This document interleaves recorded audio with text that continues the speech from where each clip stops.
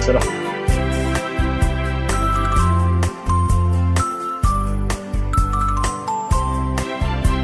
Okay, Ustaz, kita pun dah ready no? Sebab dia kata habis ni kita boleh mula point.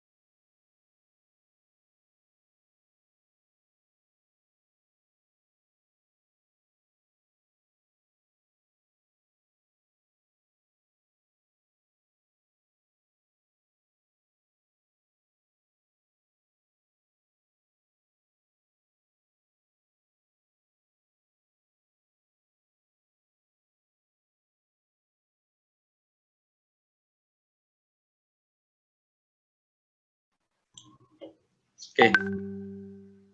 Okay, Ustaz. Boleh.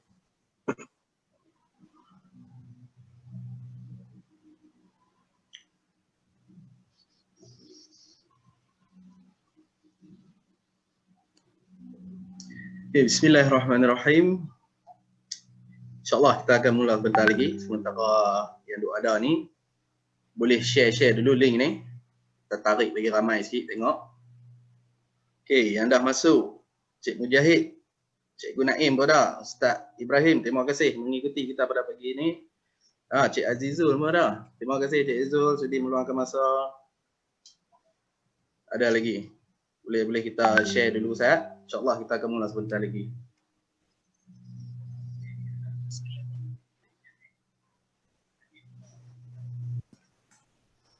Okay, insyaAllah Ustaz, kita boleh mula dulu kot lah. Boleh. Okay.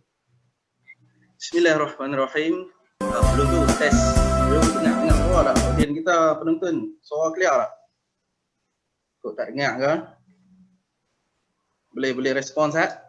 Penonton yang ada, suara okey ke tak? Sebelum kita nak mula lagi.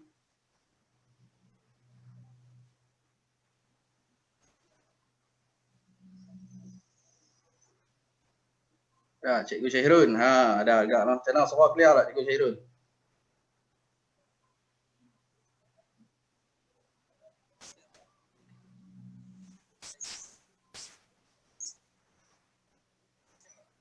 Okey, alhamdulillah. Terima kasih Cik Atika. Suara jelas lah.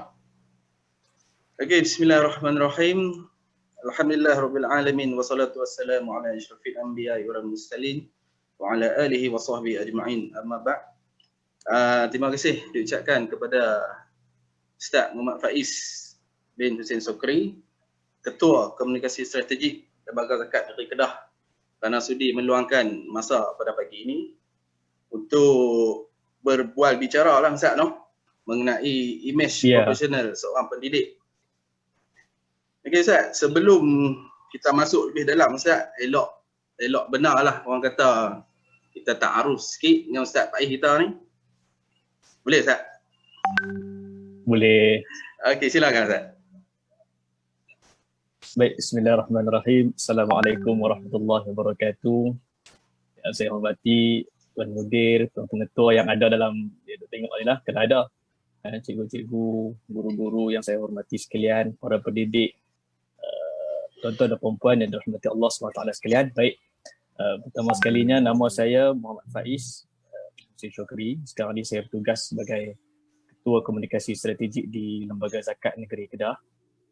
Mungkin orang duk tanya siapa Faiz ni nak bercakap pasal imej ni. Kita tak pernah dengar nama, saya tak pernah dengar sebagainya. Jadi untuk makluman tuan-tuan dan perempuan, secara asasnya saya juga merupakan seorang certified professional image consultant di bawah kelolaan Akademi Perunding Image Profesional pada Februari 2018. Jadi dah 2 tahun lebih dah berkecimpung dalam bidang perunding image profesional ni. Cumanya dari segi secara part time lah, sebab kita bekerja dengan lembaga zakat dan dihantar ke kursus itu pun oleh lembaga zakat negeri Kedah. Jadi cumanya bila ada orang ada keperluan, ada orang panggil untuk kita bagi talk sikit, untuk sharing-sharing, kita boleh share lah bagaimana cara untuk kita menguruskan image supaya kita ni dihormati dan dipandang tinggi dengan imej yang kita tampilkan, sesuai dengan imej yang kita tampilkan. Jadi hari ini secara asasnya kita nak berkongsi berkenaan dengan guru lah, pendidik. Apa sepatutnya imej yang seorang pendidik perlu bawa. Sebab kita tahu guru ni bukan sekadar mengajar, dia sebenarnya mendidik. Dan bila dia mendidik bermaksud contoh ikutan dia, perkayaan dia, cara pergaulan dia, cara percakapan dia, semua itu akan ditiru oleh student, oleh pelajar. Jadi itu yang kita nak share hari ini sedikit sebanyak dengan Cikgu Zul kita.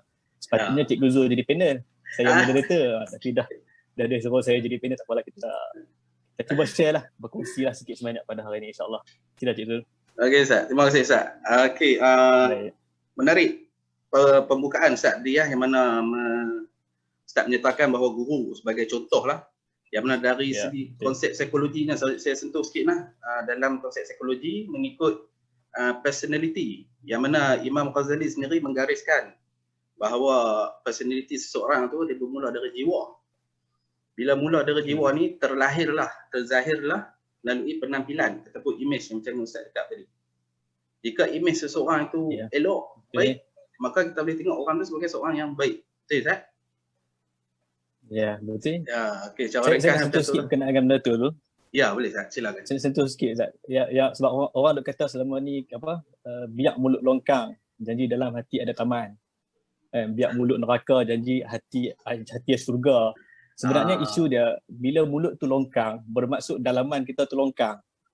Itu kadang-kadang benda, imej penampilan kita tu demai pada hati. Kalau hati kita tu, dalam hati kita sampah, sebab tu mulut kita mai keluar mencaruk dan sebagainya. Di mana ada istilah mulut longkang hati taman, tak ada. Dia apa yang keluar dari mulut menggambarkan apa yang ada dalam hati kita. Ya, itu dari segi percakapan. Okey, bila tajuk kita pada hari ini dari segi image. Image pun sama agak Ustaz, no? Sebab banyak kita tengok. Betul. Dari yang kemas-kemas ni kebiasaannya memang tak jaranglah duk mencarut-carut apa ni, no? Ya, betul lah. Okey Ustaz, kita mula gerak pada soalan pertama Ustaz, no? Okey, macam tadi mungkin Ustaz dah rekaskan secara dasar maksud image profesional tu. Mungkin Ustaz boleh sentuhkan lagi apa yang dimaksudkan dengan image profesional ni. Adakah image profesional ni kena pakai kod 24 jam ke? Bangun-bangun tidur nak pergi bilik yak pakai kasut hitam ke? Macam mana Ustaz? Boleh terangkan lagi tak? Silakan Ustaz. Baik. Ini sebenarnya kebanyakan salah faham yang kita faham berkenaan dengan image. Bila sebut image profesional je, apa yang terbayang dalam fikiran orang ialah pakai kod, pakai tie. Kena pakai kemeja, pakai suit dan sebagainya. Sebenarnya image ni dia bukan semata-mata berdasarkan penampilan pakaian. Image ni dia ada banyak. Secara asasnya image ni bermaksud apa yang kita tampilkan, apa yang kita tunjukkan kepada orang, itulah image kita. Apa yang orang tengok ada pada kita, itu image kita. Dan image bukan semata-mata dengan pakaian. Image boleh jadi dia ada 3 benda asas. Yang pertamanya kita simpulkan di sini 3 perkara asas itu. Yang pertamanya ialah appearance. Appearance iaitu penampilan, pakaian kita, macam mana cara kita berpakaian ke pejabat dan sebagainya. Itu appearance, image. Yang pertama, asas image. Yang kedua, asas image yang kedua ialah kita punya behavior kita, perangai kita. Kalau hari ni orang tu pakai coat, pakai suit pun, tapi kalau jadi perangai jenis buang sampah merata-rata, jenis ludah jalan sikit meludah, jenis jalan sikit dia buat benda-benda behavior perangai yang tak senonoh ni, walaupun dia pakai penampilan yang rasmi, penampilan yang hebat, image yang profesional dan sebagainya, tapi kalau behavior dia tak jaga, image dia tercalar. Sebab image bukan semata-mata pakaian. Dan yang ketiga asas berkenaan dengan image ialah communication, C. Jadi A, B, C lah. Appearance, behavior, communication. Yang ketiga ialah communication. Sama juga. Kita pakai cantik-cantik, pakai suit, pakai tie, perangai dah elok, dah sopan santun, bagi salam dan sebagainya. Tapi dari segi communication kita sikit-sikit kita mencarut. Sikit-sikit kita cara bercakap dengan orang tu nak buat bagi orang marah, nak orang ajak dengan orang. Jadi communication itu juga menunjukkan image kita. Dan image ni Cikgu Zul, ialah macam mana kita nak orang tu bertindak kepada kita, bagi layanan kepada kita, ialah bagaimana kita tunjuk image kita. Hari ni kalau cikgu itu dia tunjuk perangai tak matang, tak mature dan sebagainya, maka budak-budak akan menganggap cikgu itu tak matang. Macam kita sebagai pengalaman Cik Zul, saya di Lembaga Zakat Negeri Kedah. Kita nak pergi ke KL, selalunya kita pergi jumpa dengan sahabat-sahabat di bank-bank, di institusi kewangan, di syarikat-syarikat korporat. Jadi bila kita pergi ke syarikat-syarikat korporat tu, kita pakai baju dengan baju selekeh sebagai contoh. Jadi kita pakai baju dengan selekeh tu, dia pun akan kata, ni main nak minta derma ke pakai baju macam ni. Jadi pengalaman kita tu ialah orang akan melayan kita seperti mana yang kita tunjukkan kepada dia. Kalau kita pakai selekeh, orang akan layan kita selekeh. Tapi kalau hari ni walaupun kita kerja di zakat, tapi kita pakai suit, pakai coat, pakai tie, rambut bagi kemah dan sebagainya, kita pergi jumpa dia, maka dia akan melayan kita seperti mana yang kita tunjukkan sebagai seorang yang profesional, dia akan layan kita sebagai seorang yang profesional. Begitu juga cikgu. Cikgu bila dia ke sekolah, kalau dia nak, sebab tu kadang-kadang cikgu kadang-kadang duk mengadu kat kita kan, dia kata budak-budak tak hormat, budak-budak dia jadi duk nampak tak nampak aura seorang cikgu kata. Nampak aura seorang cikgu, budak-budak jadi tak hormat, buat lebih kurang dan sebagainya. Sebenarnya budak-budak dia buat lebih kurang tu, kita yang menjemput budak tu untuk buat lebih kurang dengan kita. Cara kita bercakap, cara kita berpakaian, cara kita menunjukkan perangai contoh kita, itulah yang menyebabkan budak tu layan seperti mana yang kita tunjukkan. Ini yang maksudnya image ni. Jadi kita nak perbetul itu ialah image kita. Kalau hari ni kita tegur budak-budak tak boleh pakai slipper ke sekolah, cikgu yang pertama sekali tak boleh pakai slipper ke sekolah. Kita tegur budak-budak tolong pakai baju tak in ke dalam, maka cikgu yang pertama sekali kena baju tak in ke dalam. Sebab image kita, orang nak layan kita, nak hormat kepada kita, maka kita tunjukkan dulu bahawa kita ni layak untuk dihormati, bahawa orang terhormat kita. Itu sedikit sebanyaklah berkenaan dengan pengenalan image ni. Okey Ustaz, terima kasih Ustaz. Padat dan padu Ustaz. Okey, mengenai tadi ada Ustaz sebut kalau macam saya dari jurusan psikologi Ustaz, kita panggil persepsi pandang pertama. perkara babak image ni, keterampilan ni. Bila persepsi pandang Betul. pertama tu orang akan tengok kita kemas, mereka pun akan jadi lebih hormat. Maksudnya hormat tu bukan takut lain. Hormat ni dia lebih beradab lah orang kata. Kalau dalam konsep pendidikan ni, kalau guru tu dah kemas, budak-budak pun jaga adab tu secara automatiknya. Nah, Ustaz boleh ni tu? Betul. Ya. Betul. Bila nak suruh budak buat, cikgu kena buat dululah tu. Betul. Duk marah budak lah tapi cikgu tak buat. Tak jadi juga lah. Itulah image lah, sebab orang duk sangka image tu pakaian dia. Sebenarnya image tu lebih daripada tu lah. Macam mana cara kita tampilkan. Secara zahirnya lah Ustaz lah. Secara zahirnya. Okey Ustaz, untuk yang seterusnya secara ringkas lah Ustaz, mengenai kebanyakannya sekolah ni Ustaz sedia maklum lah, banyak buat program, buat majlis kan. Kadang-kadang ada majlis tu tema pakaian yang tersendiri. Boleh Ustaz rungkaikan sikit tak kesesuaian pakaian guru ni lah mengikut tema ataupun majlis yang kebiasaan yang ada yang dijalankan di sekolah. Baik, berkenaan dengan cara tema pakaian ni, kita kena pertama sekali kita kena faham bahawa macam saya sebut tadi, image ni dia bukan semata-mata pakai suit, pakai coat, pakai tie, tapi image ni ialah kita berpakaian, kita berpenampilan mengikut kepada kesesuaian keadaan pada ketika itu. Kalau hari ini cikgu nak pergi main bola, nak pergi coach budak-budak main bola di padang ataupun nak pergi pantau budak-budak main bola di padang, tak bermaksud dia tu image profesional dia ialah dia kena pakai coat pergi ke padang.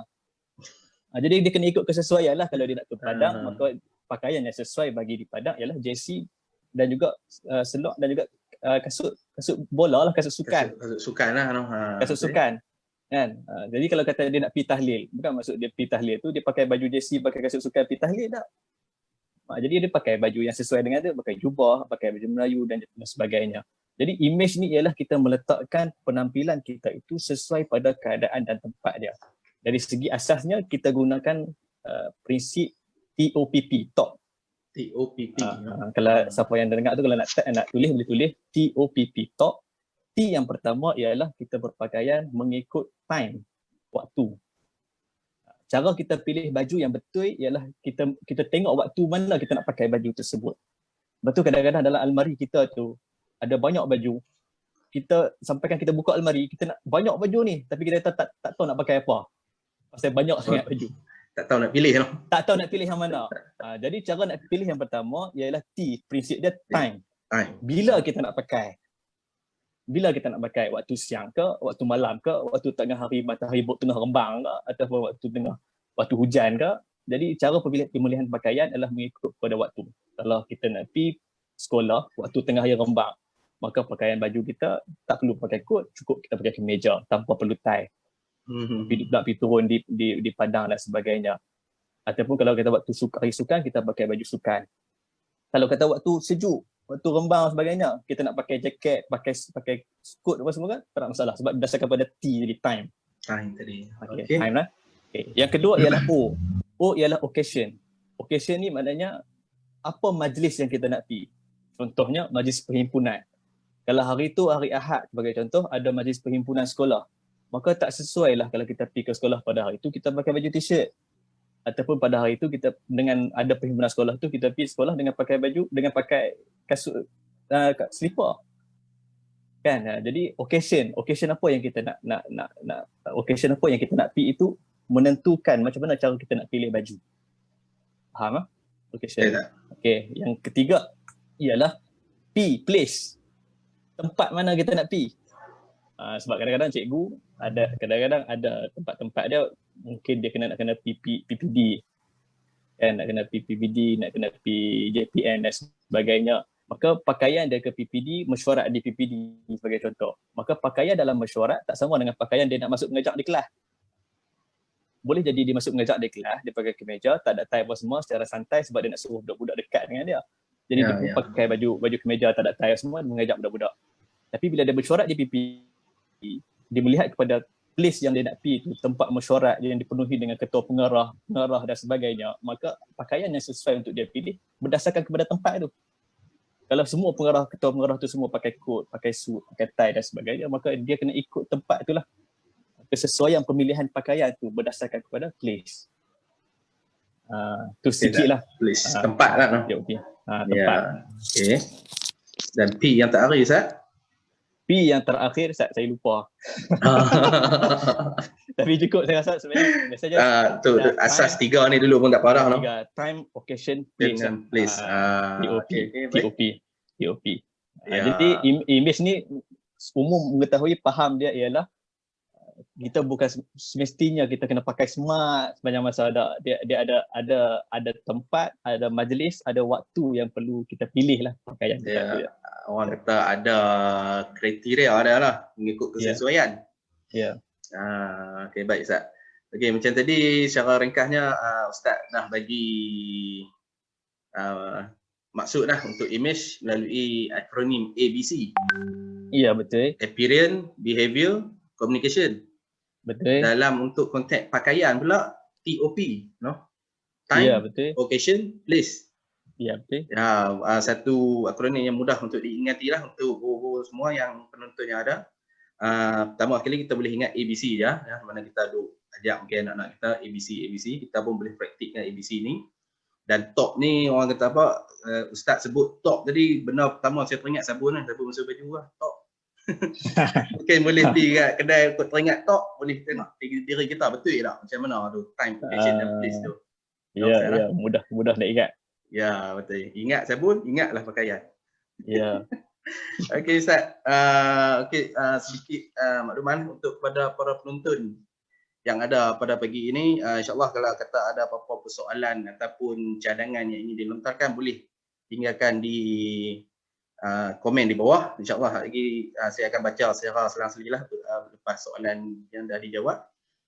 Okey, kalau mengikut soalan ni, tak ada soalan lagi. Kita bergerak ke soalan seterusnya Ustaz, no? Ya, boleh. Kebiasaannya kalau kita tengok orang yang pakai kemas ni kebanyakan yang mempunyai bentuk badan yang smart lah, orang tahu. Bentuk badan tough kan. Boleh Ustaz sharing sikit tak macam mana design pakaian mengikut bentuk ataupun saiz badan Ustaz? Okey, baik. Yang ni pun kami ada belajar juga lah itu masa tengah kursus tu. Jadi cara diajar ialah sebenarnya bila kita tahu cara menguruskan image yang betul ni, sebenarnya kita boleh menutupi kelemahan-kelemahan yang ada pada tubuh badan kita. Sebagai contoh, kalau orang tu dia gemuk, dia tak boleh nafikan hakikat bahawa dia tu badan besar. Ya, dia tak secara boleh zahirnya. Secara zahirnya dia kata dia tak boleh tiba-tiba dalam masa sekelip mata dia nak kuruskan badan dia, tak boleh. Tapi apa yang dia boleh buat ialah dia sembunyikan part-part yang orang nampak dia besar tu, dia sembunyikan dengan cara pemilihan pakaian yang betul. Sebagai contoh sebagai contoh dia bentuk badan ni ada berbeza-beza lah mengikut orang. Ada orang yang berbentuk badan dia bentuk pear. Bentuk pear tahu buah pear? Buah pear. Buah pear ni dia kecil di atas, lepas tu dia besar di bawah. Dia kembang bawah lah orang kata. Dia kembang di bawah. Ada orang badan dia bentuk pear. Maknanya badan dia atas dia kurus, tapi di bahagian pinggul dia, punggung dia besar. Ada orang yang badan dia berbentuk round, bulat dia. Daripada atas sampai bawah semua bulat. Ada orang badan dia berbentuk square ataupun rectangle ataupun pembaris. Daripada atas ke bawah kurus, keding ya. Ada juga orang yang badan dia berbentuk hourglass. Hourglass ni maksudnya jam pasyak tu. Tahu jam pasyak jam pasyak dia macam tu. Ada potongannya tu. Kata ada S dia tu. Jadi pemilihan pakaian ialah mengikut kepada bentuk badan kita. Kalau kata kita nak buat betul-betul secara detail, dia sebenarnya kena ukur lah. Kena ukur badan tu, kena ukur dia punya bau dia, kena ukur dia punya pinggang dia punya pinggul dia, baru kita boleh tahu dia punya bentuk badan yang sebenar dia, bentuk badan jenis apa. Tapi untuk nak mudah semualah, tak perlu nak sampai ukur dan sebagainya. Sebenarnya kita buka baju kita, duduk depan cermin, kita boleh nampak bentuk badan kita ni sebenarnya terang mana. Tak payah tipu diri sendirilah. Kan? Orang kata ukur baju di badan sendiri. Ukur baju di badan sendiri. Buka baju di depan cermin, tengok round ke pair badan aku ni. Round ke pair ke ataupun keding ke. Kan? Jadi caranya ialah asasnya nak memilih baju ni, melihat pada bentuk badan kita ni ialah law of repetition. Ingatlah law of repetition. Maksudnya law of repetition. Ya, law of repetition ni maksudnya dia punya prinsip pengulangan.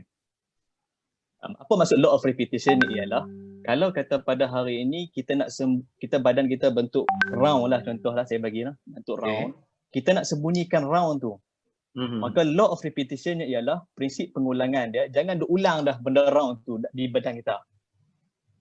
Contoh hari ini kalau kita bentuk badan round, cikgu kami.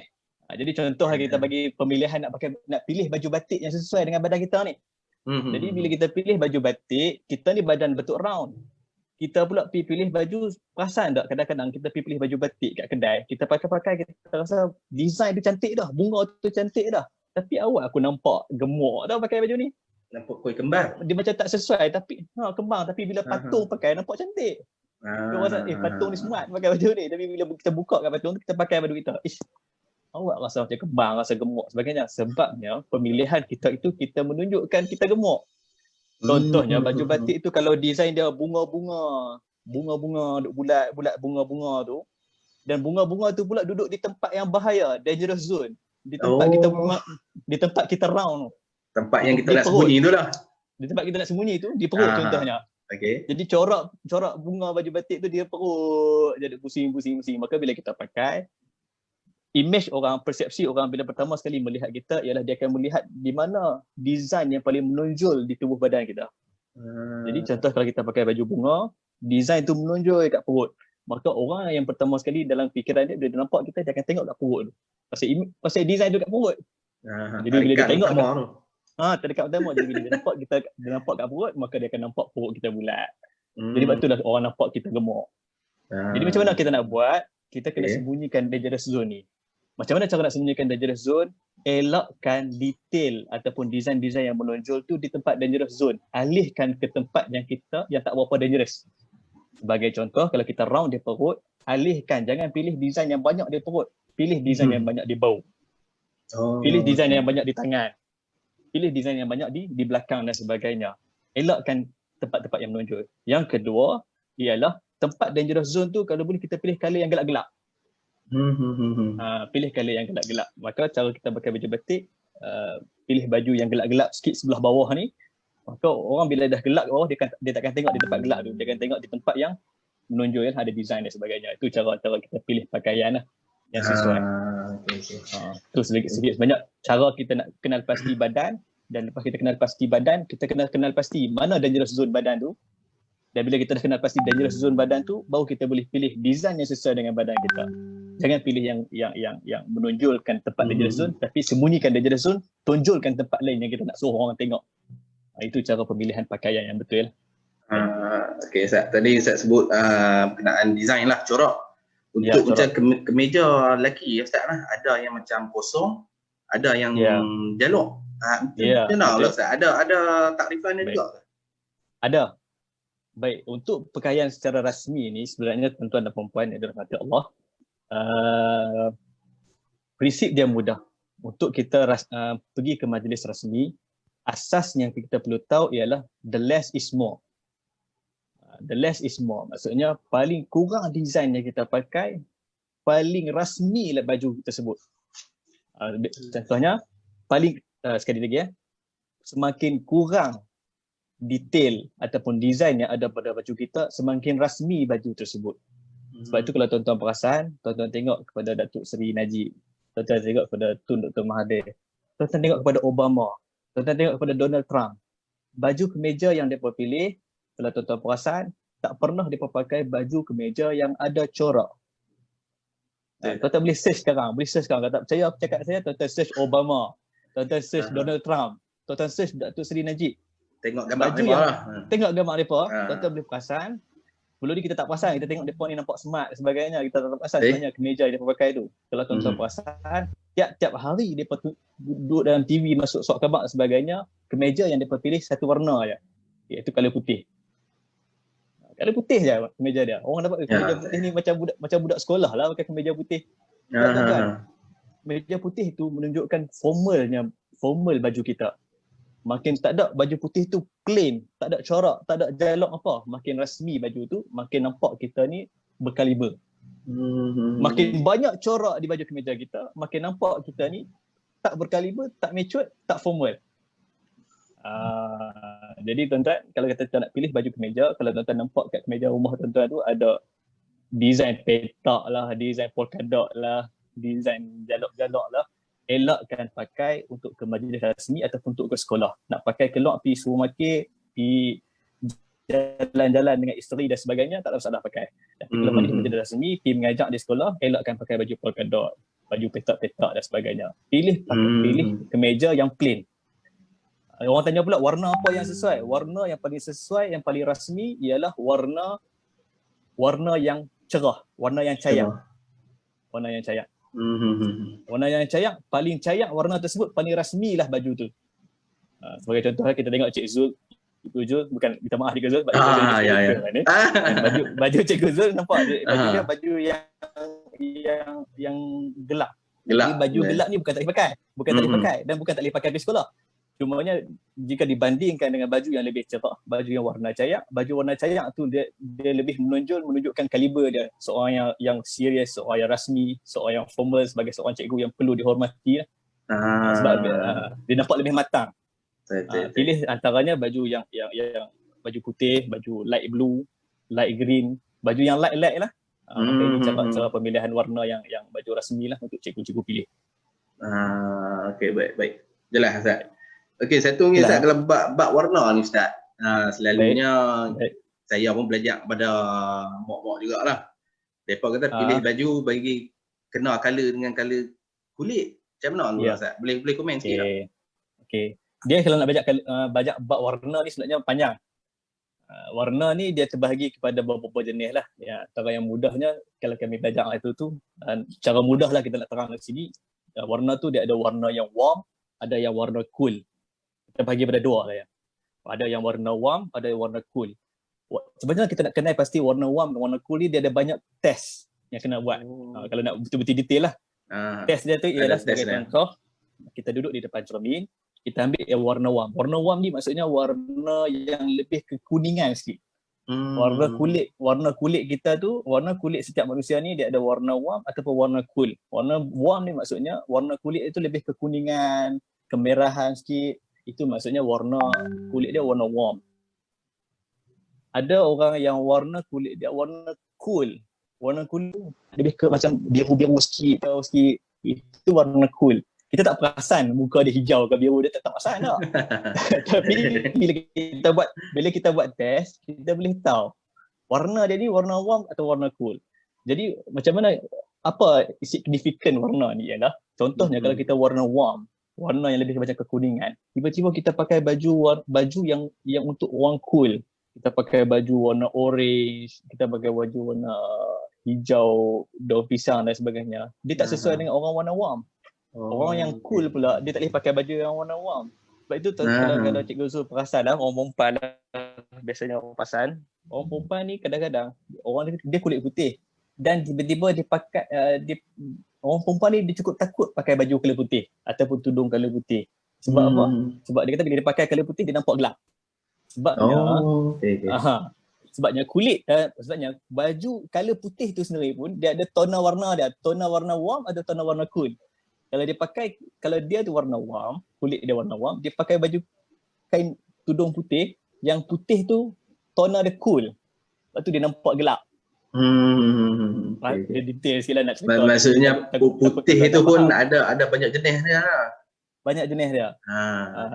Jadi secara ringkasnya ialah dia warna ni terlampau detail lah kalau kita sampai nak tentukan warna kulit dengan baju yang kita pilih itu sebagainya, dia terlampau detail untuk kita tahu. Sebenarnya secara asasnya untuk permulaan hari ini, secara untuk pengenalan kepada imej ni ialah pemilihan pakaian rasmi, kita pilih baju yang cerah, baju yang kurang design, yang tak ada detail, dan sebaiknya kalau boleh kita pakai baju putih. Dan pakai baju putih ni pakai tiap-tiap hari pun tak apa, orang takkan cemui. Kalau hari ni kita pakai baju hijau, kita pakai tiap-tiap hari baju hijau, dia kata tiap-tiap hari baju hijau juga ni. Tapi kalau kita pakai baju putih, tiap-tiap hari pakai baju putih, orang takkan cemui kita pakai baju putih. Sebab itu dia warna natural dia. Warna rasmi dia tu. Orang takkan cemui. Macam budak-budak main sekolah lah pakai baju sekolah putih kan Ustaz? Betul. Ya. Ada sebab juga kenapa mereka ambil uniform sekolah warna putih no? Ada sebab. Dia nampak uniform dia tu. rasmi dia. Ya. Okey, Ustaz. Satu lagi Ustaz. Tadi kita dah sentuh kemeja. Ya. Macam kan kalau kita jalan ke pasar raya kan, kadang kita nampak kemeja lengan panjang, lengan pendek pula tu Ustaz. Boleh rungkai sikit tak? Ini simple sajalah. Ah. Dia kemeja lengan panjang, kemeja lengan pendek. Yang rasminya ialah kemeja lengan panjang lah.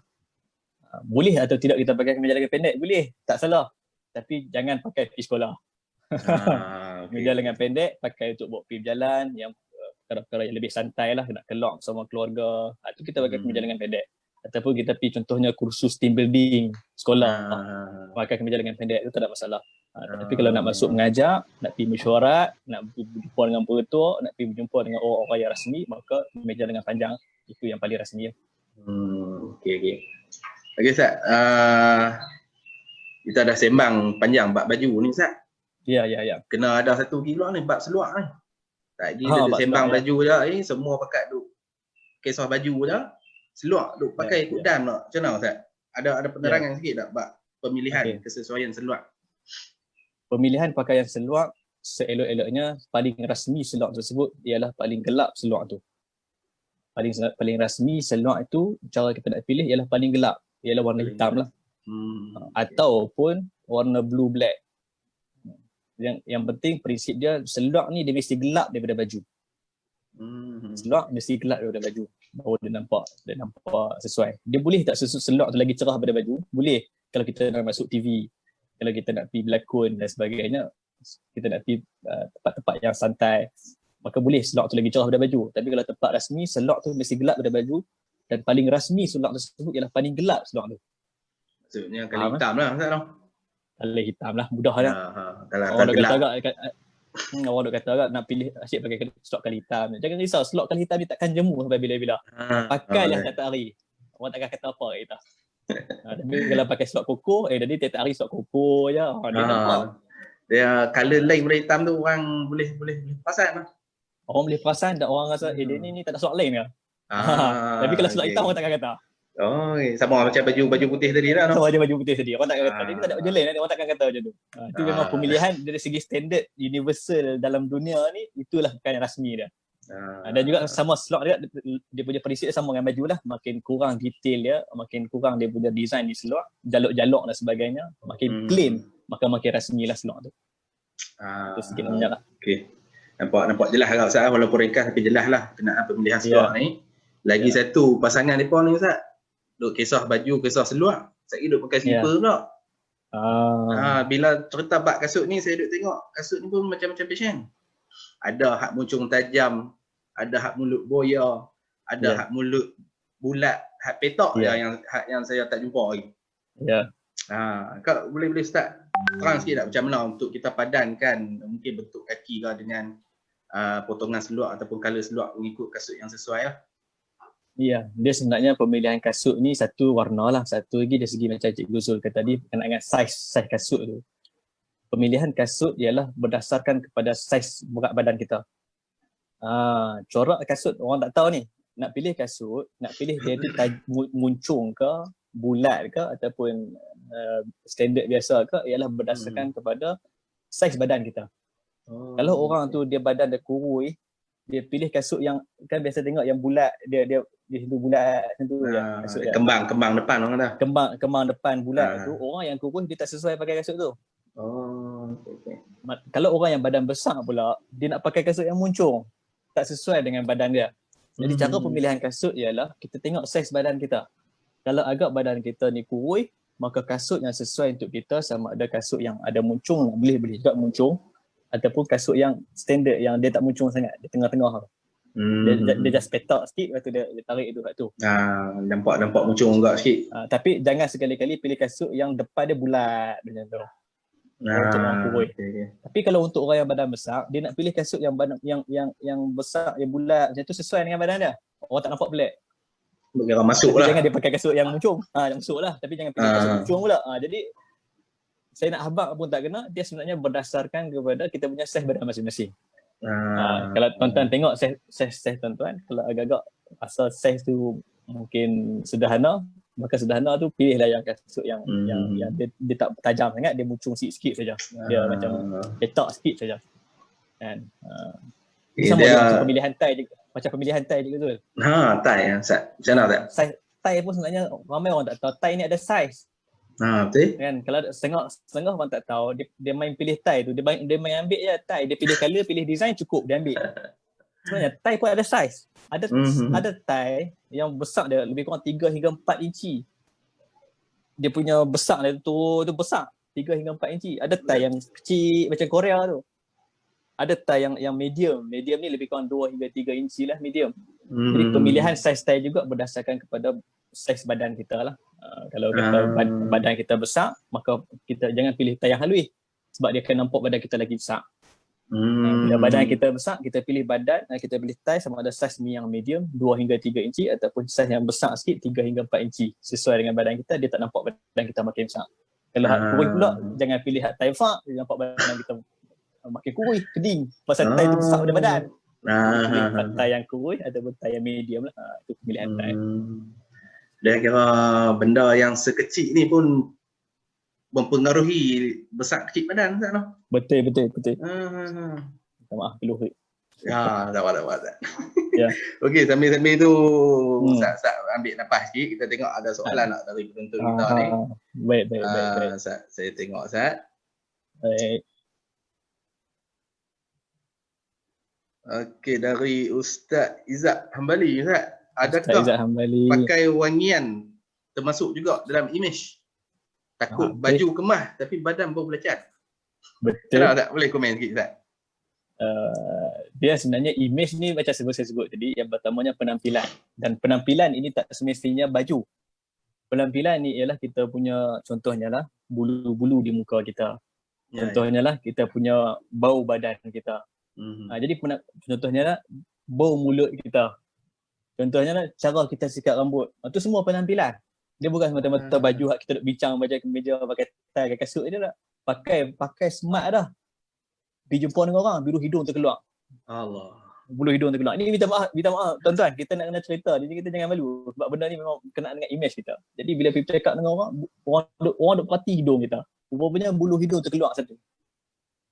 Ataupun satu lagi bulu telinga.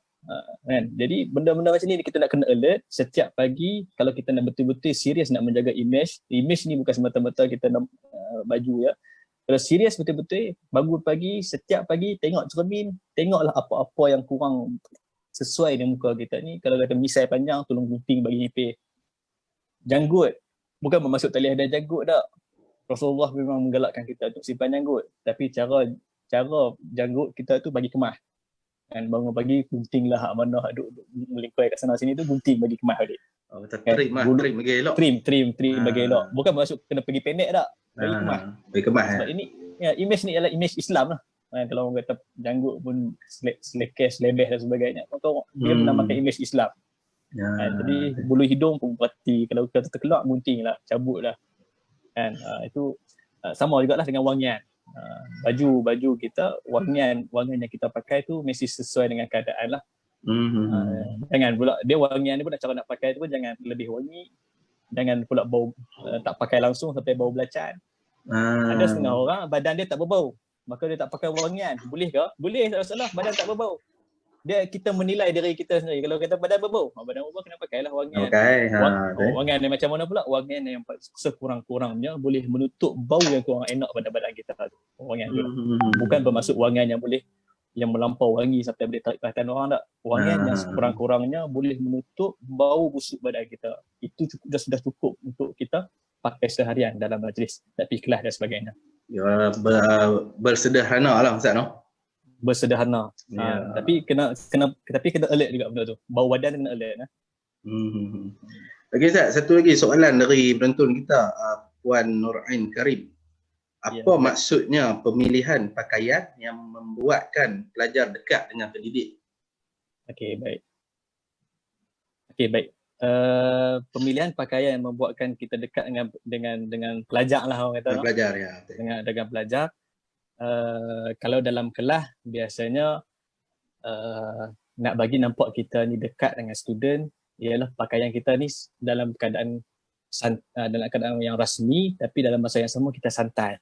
Sebagai contoh, kalau kita duduk dalam bilik guru, kita berjalan di sekitar sekolah, jangan buat macam itulah, tapi kalau kita masuk dalam kelas baru kita buat. Contohnya dalam sekolah kita pakai baju kemeja bubur kancing lah, ataupun Penuh pakai lah. tie, ataupun kalau kata sekolah tu diwajibkan pakai tie, maka kita kena pakai tie lah.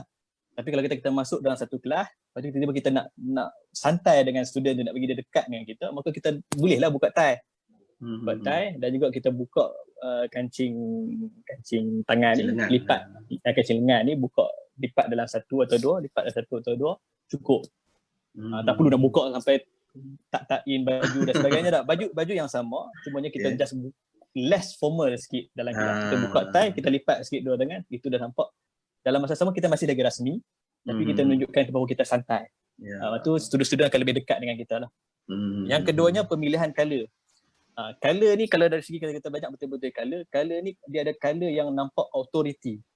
Colour yang nampak kita masuk tu, kalau guru disiplin, pemilihan tie untuk guru disiplin dengan guru yang bukan guru disiplin berbeza lah. Colour authority biasanya colour merah. Betul. Colour yang kurang authority, yang nampak kita friendly, nampak kita santai, ialah colour biru. Jadi sebab tu kalau tuan-tuan perasan, tuan-tuan tengok dalam ucapan Tan Sri Muhyiddin Yassin bagi contoh PM. Perasan tak kalau dia nak berucap berkenaan dengan PKP dulu masa bulan Mac dulu, ingat tak masa dia awal dulu masa umum PKP, dia pakai tie dia tu colour biru. Colour biru ataupun colour yang selain daripada colour merah lah, yang nampak santai. Dia pun lipat tangan dua, coat tak pakai. Jadi cara dia cakap tu dalam masa yang sama, dia formal, tapi dia dah nampak santai untuk dia nak mudah sampaikan bahawa ni tuan-tuan, kita ni nak kena berkurung ni 2 bulan. Dia nak abang, tapi tak mau bagi orang marah. Jadi dia tunjuk cara dia santai, dia pakai macam tu. Tapi perasan tak bila dia nak umumkan package rangsangan ekonomi prihatin 250 bilion. Ya, betul. Dia akan pakai suit. Dia akan pakai tie yang nampak authority, dan dia akan pakai betul-betul dia nampak dia punya image sebagai seorang PM. Nak tunjuk kata dia serius bahawa ini menyebabkan duit 250 bilion dah aku nak bagi kepada rakyat. Jadi image dia tu ada kaitan. Bila kita tengok dia, awak seronok tengok Muhyiddin ucap, dia nampak santai macam abah-abah. Orang duk sebut Abah Muhyiddin nampak santai sebab penampilan dia menunjukkan bahawa dia sebagai seorang abah. Tapi kalau dia nak berucap nak umum kenaan dengan package prihatin, dia akan pakai yang kemas. Orang akan nampak dia, dia ni Prime Minister. Dia ni Perdana Menteri kita. Jadi pemilihan warna contoh cikgu, kalau nak pergi mesyuarat, kalau dia tu sebagai pengurusi mesyuarat, maka warna authority tie dia pakai adalah tie colour merah. Tie colour merah tu adalah warna authority. Tapi kalau tie yang friendly, nak nampak masuk pengetua lah, contohnya pengetua nak nampak masuk dengan cikgu-cikgu yang lain, pakai tie yang colour biru. Dia akan nampak pengetua ni friendly. Itulah. Penggunaan warna merah ni saya ada baca satu artikel juga yang mana meng-highlightkan Donald Trump kalau nak pergi satu perjumpaan, satu mesyuarat, selalunya dia akan pakai tie colour merah untuk membuat satu rundingan ataupun perbincangan. Dan penerangan kat situ juga dia sebut macam dia sebut dah, orang tie colour merah ni dia lebih buat authority untuk membuat keputusan. Jadi bila orang tengok kalau perasan Donald Trump ni memang dia tak hari colour merah. Sebab apa Donald Trump ni perangai dia nak tunjuk bahawa dia yang paling berkuasa. Maka dia ni pergi mesyuarat pun dia pakai colour merah, dia nak berkawan dengan orang pun dia pakai colour merah. Dia memang dia nak tunjuk dia authority sepanjang masa. Dia style Donald Trump. Dia berkuasa penuh. Dia susah nak tengok dia pakai tie colour biru. Sebab dia bila tie colour merah dia nampak dia nak tunjuk kata dia berkuasa. Dia kalau istilah dia tu takut orang makan dia lah kalau seling warna merah tu. Betul. Tapi kalau perasan kalau Obama dia tukar-tukar. Saat dia pakai merah, saat dia pakai biru. Obama dia pandai. Dia main dengan keadaan semasa. Betul. Okey Ustaz, satu lagi. Ni permintaan Ustazah Noaini. Fokus pada penampilan imej golongan wanita pula. Okey Ustaz, secara umum pakaian wanita ni kita fahamlah yang mesti kena menutup aurat, longgak dan sebagainya. Mungkin dari pengalaman Ustaz sendiri untuk terangkan macam mana pula seperti pakaian lelaki tadi, macam mana pula pemilihan untuk pakaian wanita? Okey, pakaian wanita yang paling rasminya ialah baju kebangsaan kita lah, baju kurung. Itu pakaian yang paling rasmi, nak pergi ke kelas ke, nak pergi mesyuarat ke, baju kurung tu adalah yang cukup rasmi dah. Dan juga macam dia sama juga prinsip macam baju lelaki tadi, makin kurang detail dia, makin kurang design yang ada pada baju kurung, makin kurang bunga yang ada baju kurung tu makin rasmi. Makin rasmi. Nak mudah untuk panduan tuan-tuan perempuan wanita, untuk mudah nak tengok baju yang nampak profesional, yang nampak rasmi, perempuan boleh rujuk pakaian Tan Sri Zeti Akhtar Aziz.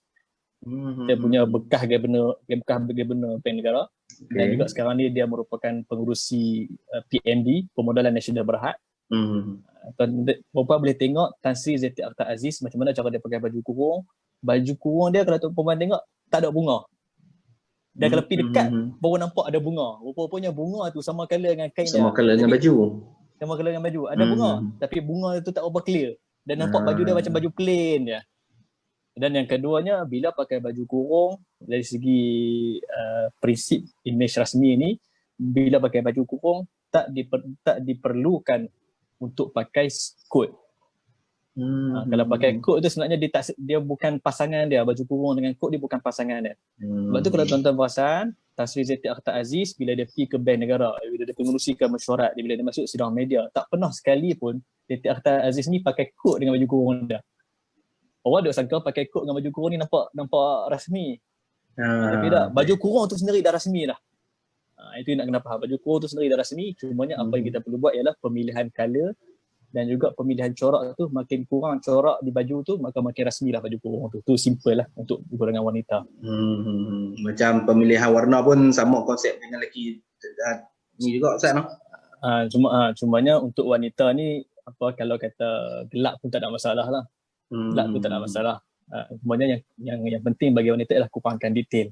Tapi untuk lelaki kena pilih hak cerah, sayang. Okey. Ustaz, satu lagi Ustaz dari Ustaz Ibrahim.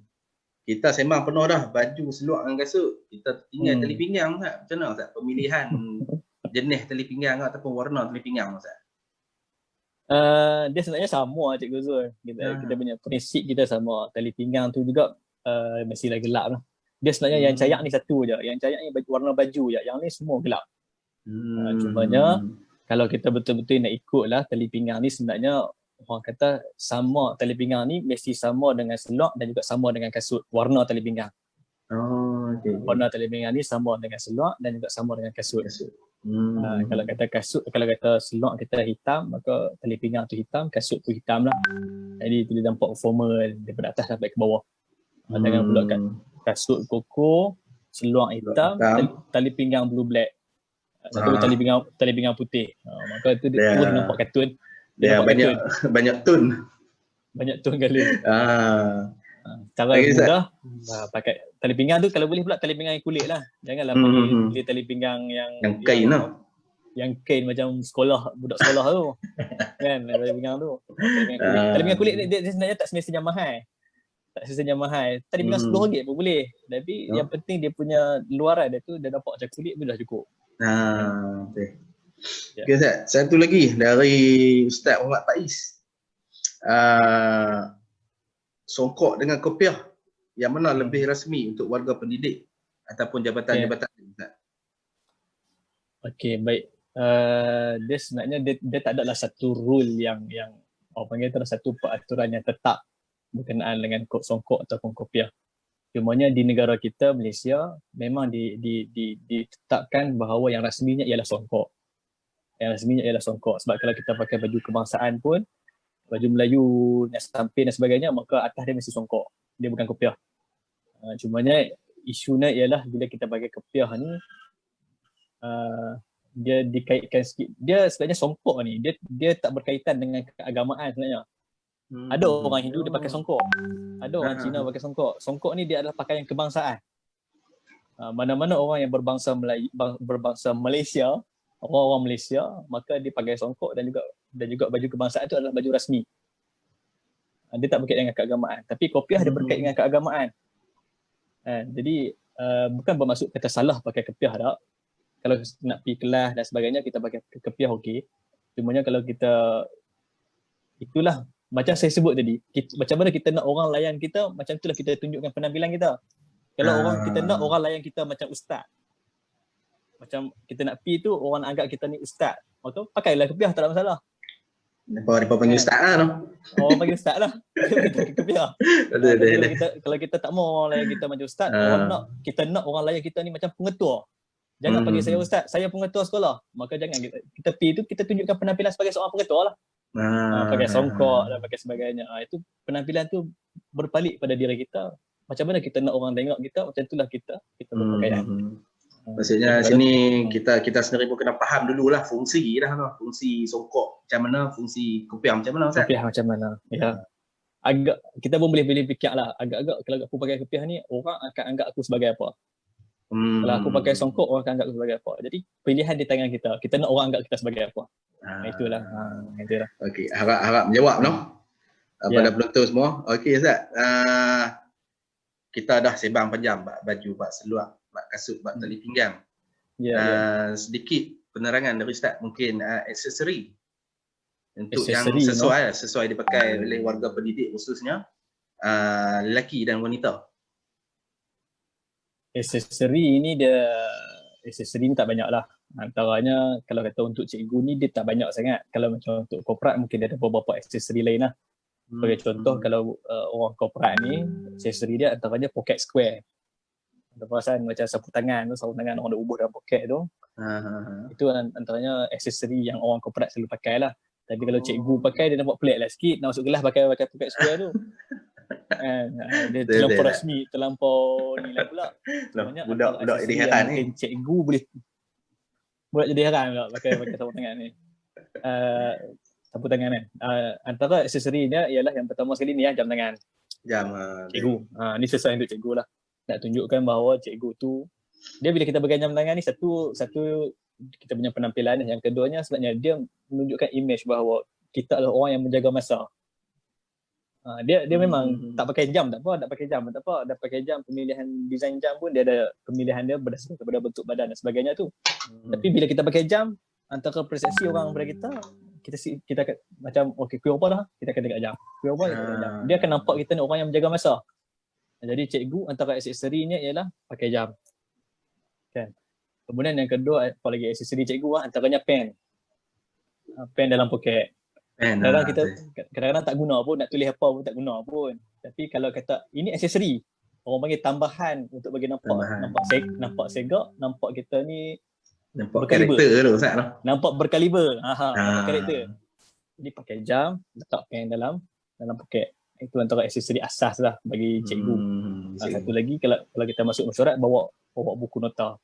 Jangan masuk tangan kosong. Itu antara aksesori yang cikgu perlu ada lah. Ada orang tak ada, ada orang ada cerita ya. Saya pernah cerita dulu masa kursus dulu.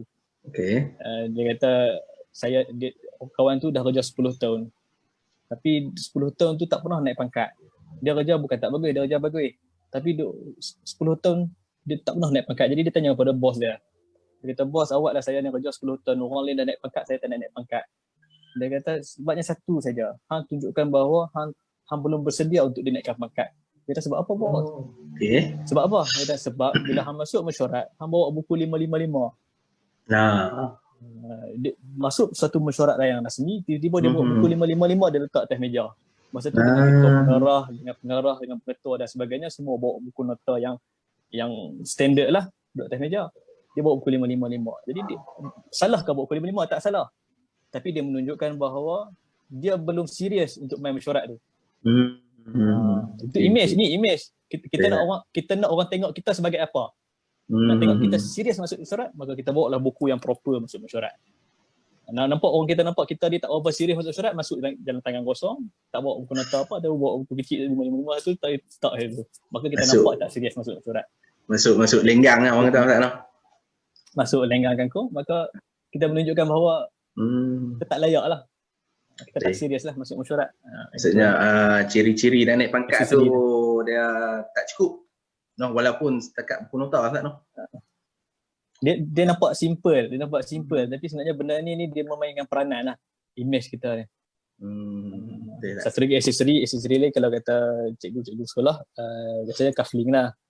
Kalau kata korporat selalu pakai cufflink. Kalau tak cufflink pun butang biasa pun boleh. Tapi nak beli cufflink untuk korporat boleh lah pakai cufflink. Itu sikit lah. Aksesori je lah. Dia aksesori ni bukan asas lah. Kalau cincin je lah Ustaz. Cincin boleh lah pakai, cincin kahwin. Cumanya apa? Ikut kesesuaian lah. Janganlah dia pakai sampai penuh jari ni. Kan? Orang ingat Itu. nanti bubat lah ni. Kan batu pun besar pada orang. Besar Okay, pada jari dan sebagainya. Ada cara untuk pilih pula lah Ustaz. Ada cara. Dia sebenarnya okay. makin menonjol aksesori itu makin tak rasmi lah. Itu ni pula sebenarnya contoh pen cantik lah aksesori, boleh pakai. Pen colour pink. Dia lari balik. Jadi aksesori tu ada, tapi aksesori tu berpadanan lah, bersesuaian, jangan terlalu menonjol sangat. Maksudnya kalau nak elok tu color hitam lah Ustaz dah. Ya, betul. Okay, baik. Okay, untuk yang terakhir ni Ustaz, soalan terakhir lah. Baik. Dari saya, lebih fokuskan pada lelaki lah. Gaya potongan rambut Ustaz. Sebab kita tengok tadi macam-macam fashion. Jadi untuk warga pendidik ni Ustaz, mungkin Ustaz boleh terangkan secara umum lah macam mana gaya potongan yang sesuai. Lepas tu macam mana pula ni untuk golongan-golongan pendidik ni? Rambut yang macam mana? Boleh Ustaz silakan. Okay, baik. Asas yang pertama sekali untuk nampak rasmi dalam pemilihan gaya rambut ialah yang pertamanya, rambut tu ialah rambut yang sederhana. Dia tak panjang dan dia tak pendek botak sangat. Dia sederhana lah. Kan? Yang keduanya, cara sikat rambut. Cara sikat rambut tu terpulang pada masing-masing. Dia berbalik. Sebenarnya prinsip image ni ialah berbalik kepada macam mana orang nak tengok kita lah.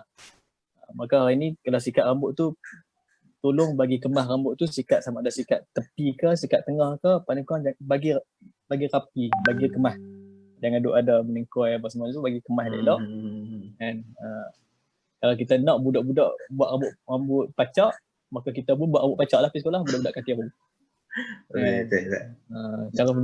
Cara potongan rambut tu biasanya kalau saya belajar tu jangan lebih sampai 2 inci lah. Contohnya kalau kita pegang rambut kita ni, jangan lebih 2 inci. Tapi bagi hatu yang saya belajar, tapi dari segi asas peribadi saya ni, dia sebenarnya terpulang lah rambut tu. Yang penting pastikan dia kemah. Cumanya bagi seorang guru tak elok lah kalau kita panjang sampai ke belakang ni, rambut belakang ni sampai mencecah kepala.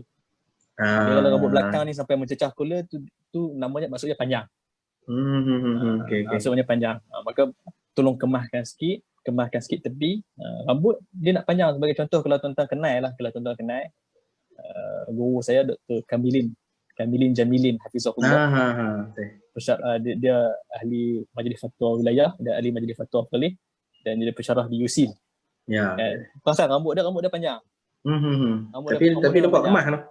Tapi bila dia sikat kemah, orang akan nampak dia sebagai seorang yang kemah. Itulah.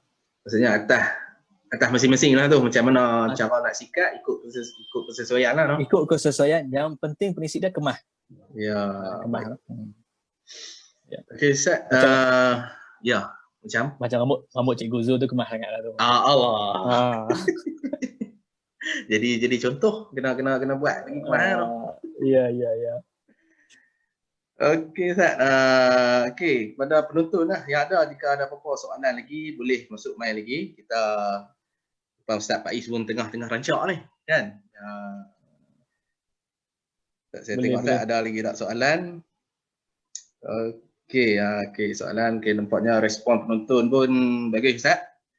Dan pencerahan yang Ustaz bagi tu pun kita nampak jelas lah. No? Alhamdulillah. Okey, macam kan Ustaz sentuh bab pemilihan warna tadi Ustaz. Ada saya nak kongsi sikitlah satu fakta menarik dalam konsep psikologi yang saya belajar, psikologi perkembangan psikologi. Mata kita ni Ustaz sebenarnya dia bukan fokus kepada bentuk dengan pergerakannya. Tapi ada satu fungsi lagi mata kita ni, dia berupaya untuk melihat warna tu Ustaz. Baik. Dan warna yang sensitif yang mata kita mudah tangkap ni biru, hijau dan merah. Dan dalam kajian yang dilakukan oleh Newton, seorang sarjana barat, yang mengatakan warna merah tu adalah yang tertinggi, yang paling cepat mata kita tangkap. Jadi macam perbincangan kita tadi berkenaan tai warna merah, Itu maksudnya dia menyokong lah fakta-fakta yang Ustaz bagi tadi tu. Ya, ya. Okey Ustaz. Dia kena merah dia ada satu benda yang saya belajar. Ya. Dia ni tapi bukan untuk rasmi lah, untuk kita santai. Bahasa orang putih dia kata if you don't know what to wear, wear red. Kalau kamu tak tahu nak pakai baju apa nak keluar hari tu, cari baju merah. Baju merah ni disesuai. Dia ni untuk yang santai lah, untuk yang santai. Contoh kita nak pergi supermarket, kita tak tahu nak pakai baju apa. Dia pepatah orang putih dia kata if you don't know what to wear, wear red. Kalau tak tahu nak pakai baju color apa, pilih color merah. Sebab baju color merah ni dia baju warna yang universal lah, sesuai untuk semua keadaan. Maksudnya tiap orang dari kita ni kena ada baju merah kat lah walaupun selai tak? Lebih kurang betul lah. T-shirt color merah lah. Sebab dia warna universal lah, warna yang sesuai. Okay, Ustaz, saya baru teringat satu situasi ni Ustaz. Kalau kita perasan orang-orang korporat besar, contohnya macam dengan Mark Zuckerberg Ustaz.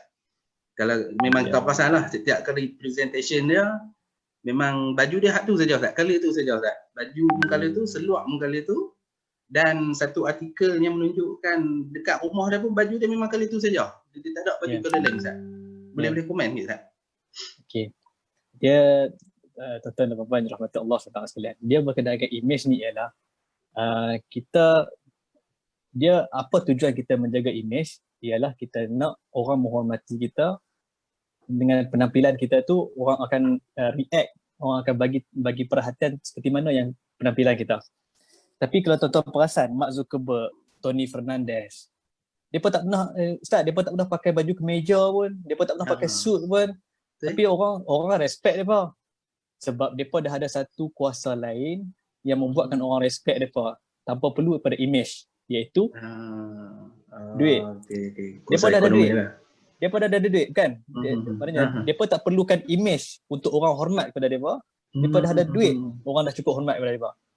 Tapi kalau kita tak ada duit, kita nak orang hormat kepada kita, maka kita jaga image lah. Maka kita jaga image. Macam mana image kita ni layak untuk dihormati, maka orang akan hormat kita selayaknya lah dengan image yang kita buat. Jadi image Tony Fernandez, Mark Zuckerberg, dia pun pakai t-shirt, pakai cap. Pakai seluar jean, pergi mesyuarat pun pakai seluar jean. Macam tu lah. Sebab dia pada ada duit. Kalau baca balik cerita Tony Fernandez sebelum dia di Asia, sebelum dia ambil alih Asia, dia seorang accountant. Dia ada buku pasal Tony Fernandez. Masa dia accountant, dia tidur pakai suit. Dia balik rumah dia habis mesyuarat, esok tu dia ada mesyuarat lagi, dia balik tu dia tidur pakai suit tu. Esok dia bangun pakai suit tu, dia pergi mesyuarat. Masa tu sebelum tu dia tak kaya lagi. Lah ni bila dah kaya dia pakai cap, pakai suit jeans lah. Sebab dia dah ada kuasa lain selain daripada image. Dia tak perlu jaga image dah, dia dah adanya. Itu perbezaan kita dengan Tony Fernandez dengan Mark Zuckerberg, tu perbezaan kita lah. Maksudnya mereka pun cipta satu karakter sendiri lah Ustaz. Mereka tak ada keperluan kepada image. Mereka cukup dengan duit ya. Mereka buatlah perangai apa pun. Contohlah kita tengok Alif Fikri kan, Dato' Sri Alif Fikri. Dia tak perlu jaga image dia. Dan dia tak terkesan pun dengan image dia. Tapi orang still menganggap dia sebagai orang yang kaya, ada duit, dan orang jumpa dia pun orang tu still nak selfie dengan dia, nak ambil gambar dengan dia, rasa dia ada kuasa. Ada hormat tu lagi lah. Dia ada kuasa lain sebenarnya image lah. Okey. Okey Ustaz, soalan Ustaz lah, satu lagi soalan dari saudara ini. Mohon pencerahan sikit tentang kasut wanita ni Ustaz. Adakah warna kasut tu nak kena matching dengan warna baju juga ke macam mana Ustaz? Kasut wanita sama macam lelaki. Yang penting yang pertama sekali, kasut wanita mesti kasut yang bertutup di depan. Ini kebanyakan wanita bila pergi ke mesyuarat, bila pergi ke majlis-majlis rasmi, dia pakai kasut yang nampak jari. Kasut yang nampak stokin, nampak jari dia lah. Jadi kasut yang rasmi ialah kasut tu tutup sepenuhnya di depan. Itu yang pertama, kasut wanita. Yang keduanya, color mesti color gelap lah, color hitam. Yang ketiganya, pemilihan tapak tumit tu. Pemilihan tapak tumit sama macam lelaki tadi, pemilihan bentuk kasut, pemilihan untuk wanita pula kasut tapak tumit tu tinggi mana kita nak. Tinggi mana itu ialah berdasarkan kepada bentuk badan. Kalau orang yang badan berat, maka paling pendek lah tumit dia. Kalau orang yang kurus sikit, dia boleh bagi tinggi sikit. Tapi untuk majlis rasmi, pastikan tumit tu tak melebihi 2 inci. Di antara 1 inci hingga 2 inci. 1 inci lah. Tumit lah. 1 hingga 2 inci. Tumit kasut perempuan. Itu untuk majlis rasmi. Kalau nak lebih daripada tu lagi, tu pakai nak pergi dinner ke, nak pergi keluar dengan suami ke dan sebagainya, tu pulang pada masing-masing lah. Tapi high heel lah tu. High heel. Tapi kalau kata untuk majlis rasmi, tolong pastikan tumit tu tak melebihi 2 inci lah. Kalau 1 inci tu paling cantik lah. Jadi tak ada tumit langsung pun boleh, tak ada masalah. Tapi kalau nak ada tumit, paling kurang tak lebih 2 inci. Untuk formal lah. Untuk formal dan bertutup lah. Bertutup. Okey, baik. Okay Ustaz, buat perbincangan kita pun lama ni Ustaz no? Ya, betul. Okey, pada penonton lah, kalau ada beberapa soalan lagi boleh masuk main lagi. Kita ada masa lagi sikit. Okey Ustaz, sementara tunggu penonton bagi soalan, mungkin sedikit pergulungan lah, rumusan akhir dari Ustaz lah untuk sesi kita pada hari ini. Okey, baik. Dia kesimpulannya ialah dalam kita kehidupan seharian kita ini, image ini adalah satu benda yang penting lah untuk kita jaga. Dan seperti mana yang saya sebut pada permulaan perbincangan kita hari ini, image ini bukan semata-mata penampilan, pakaian dan sebagainya, tapi image ni juga dari segi komunikasi kita, dari segi kita punya perangai kita kan. Kalau hari ini warden sendiri pun masuk bilik, tidur kat bilik. Jadi tak mustahil lah student pun akan ikut benda yang sama dari segi perangai. Kalau kita sendiri buat perangai tak senonoh, student akan buat perangai tak senonoh. Kalau hari ni cara kita bercakap dengan student, sikit-sikit kita kata dia kurang hajak lah, sikit-sikit kita kata hang ni lembu lah. Kita sendiri cara komunikasi kita tu cakap macam tu, maka tak mustahil saudara nanti student pun akan cakap benda yang sama, cikgu pun lembu tak. Kan? Jadi pastikan setiap apa yang kita tampilkan, apa yang keluar daripada tubuh badan kita ini, dari segi penampilan pakaian ke, muka ke, rambut ke, bulu ke, cara bercakap ke, perangai sebagainya, itu pastikan menepati kesesuaian lah tempat kita cakap. Nak bercakap dengan orang bawahan, dia lain cara kita bercakap dengan mak ayah kita. Jangan pula bila kita dah jadi bos satu hari nanti, tiba-tiba kita bercakap dengan mak ayah seolah macam kita bercakap dengan orang bawahan.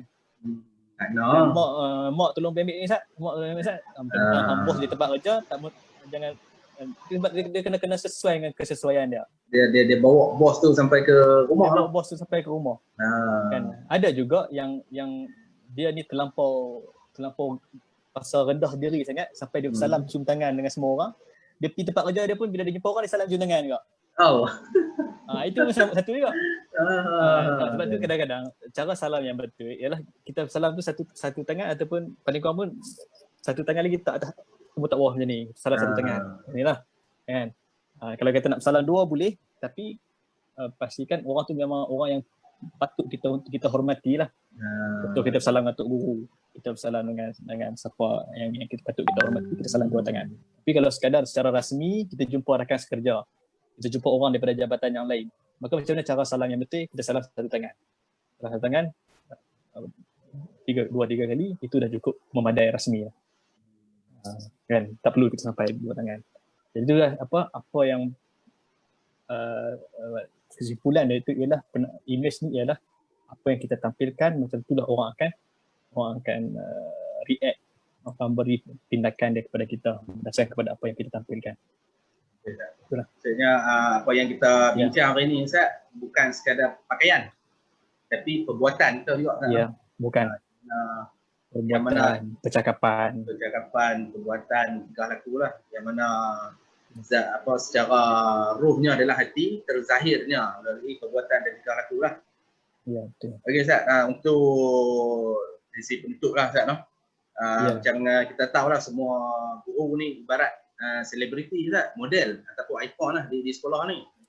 Jadi penampilan yang baik tu memang budak-budak akan ikut lah, dan ada penampilan yang tak baik memang akan ada budak ikut. Jadi itulah maksudnya idola no Ustaz no? Idola. Ya. Itu maksudnya pendidik. Pendidik ya. Itu maksud bukan pendidik. Sekadar mengajar di dalam kelas, tapi kesannya dekat diri pelajar itu sendiri. Dan guru ni juga Ustaz sebagai satu ejen pada pengubah masyarakat ni. Ya. Bila dia mengajak pelajar, apa yang diajarkan, apa yang ditampilkan, budak-budak tu akan bawa balik ke tempat masing-masing Ustaz. Jadi dekat sinilah dia bermulanya sebaran dakwah, sebaran pengetahuan, sebaran penampilan yang ditunjukkan oleh para pelajar ni Ustaz. Pembentukan guru, imej guru ni pula dia tak mudah Ustaz. Dia perlukan satu penetapan mungkin dari peraturan dari sekolah sendiri untuk melahirkan penampilan yang baik. Sebab penampilan yang baik ni orang kata apa? Pandangan kali pertama lah. Selalu orang cakap cinta pandang pertama.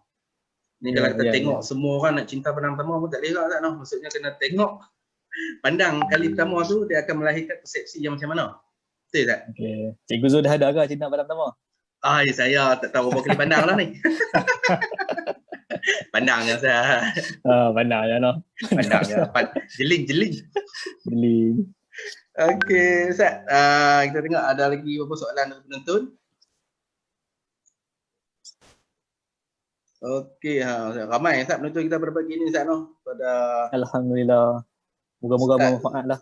Ustaz Sufi, Ustazah Balkis, terima kasih mengikuti kita pada pagi ini. Cikgu Ashikin berada, Cik Mahmud. Ya, ramai Ustaz. Ustaz Wan Ashraf. Terima kasih ni moderator kita kemarin Ustaz. Okay, untuk makluman Ustaz juga lah, kita Sekolah Zakat Kedah ni kita mengadakan siri webinar ni lah bermula pada hari Jumaat itu lagi, yang mana siri pertama tu yang diketuai oleh Tuan Ketua Pegawai Operasi kita sendiri iaitu Ustaz Faisal, yang kita buat coaching kepada guru-guru secara atas talian juga lah, sebab bermulanya PKPD ni kami dalam kota staf ni memang tak boleh pergi mana lah. Di luar kota staf, insyaAllah boleh jalan-jalan je lah. Tapi kena jaga-jaga juga lah sebab COVID ni dia tak kira kat mana-mana lah. Lepas tu siri kedua. Sama. Ya, kita dalam satu kawasan lah. Betul lah. Sama. Okay, siri kedua dah berjalan Ustaz kemarin. Perbincangan mengenai memupuk keusahawanan sosial dalam kalangan pelajar. Yang mana kita jemput pensyarah dari UUM, Dr. Muhammad Adik, bersama panel kita Ustaz Wan Ashraf dari Mahathir Nisik, dan insyaAllah banyak lagi pengisian yang kita buat. Dan kepada para penonton juga terus ikuti halaman Sekolah Zakat Kedah, dan kepada semua juga kita akan hebahkanlah siri webinar kita dalam page Sekolah Zakat Kedah ni. Okey Ustaz, nampaknya soalan pun kebanyakan penonton respon kata baik, semua penjelasan jelas. Jadi sebagai penutup kita pada pagi inilah Ustaz noh, boleh kita tutup dengan serkat pantun lah. Saya ni dah lama tak pantun ni Ustaz. Boleh Ustaz noh? Nak jai pantun kat siapa tu? Nak jai, kalau kata ada yang nak beli saya kira pantun boleh masuk. Ustaz nak beli pun boleh, tak ada masalah. Okey, sebagai akhir kalam kita ucapkan terima kasih, jutaan terima kasihlah kepada Ustaz Muhammad Faiz di atas kesudian, kelapangan dan perkongsian yang dibuat pada pagi ini berkenaan tajuk kita iaitu imej profesional seorang pendidik, yang mana kita banyak highlightkan tentang pemakaian dan bukan saja pemakaian dan perbuatan dan tingkah laku juga yang menunjukkan imej seorang pendidik tu. Dan tidak lupa juga kepada tim teknikal Sekolah Zakat Kedah yang bertungkus lumus untuk menyiapkan siri webinar kita ni Ustaz. Di sebalik perbincangan kita dua ni ada orang ketiga Ustaz yang mungkin penonton tak nampak tapi kita aja nampak. Betul kata bila ada dua orang, ada orang yang ketiga. Ada yang ketiga. Ni orang tak lah, orang. Tak, depa marah Ustaz merajuk dengan saya lepas ni tak tahu. Okey, tidak lupa juga kepada penonton semua yang sudi meluangkan masa menonton siri webinar kita pada pagi ini. InsyaAllah jangan jemu, teruskan mengikuti siri yang seterusnya yang kita akan hebahkan di Sekolah Zakat Kedah ni. Okey Ustaz, sebagai Facebook Sekolah Zakat Kedah. Okey, sebagai penutup, pulang petang bujang kembara, esoklah nanti kita bertemu. Salam ditatang penuh gembira, di laman ini bertambah ilmu.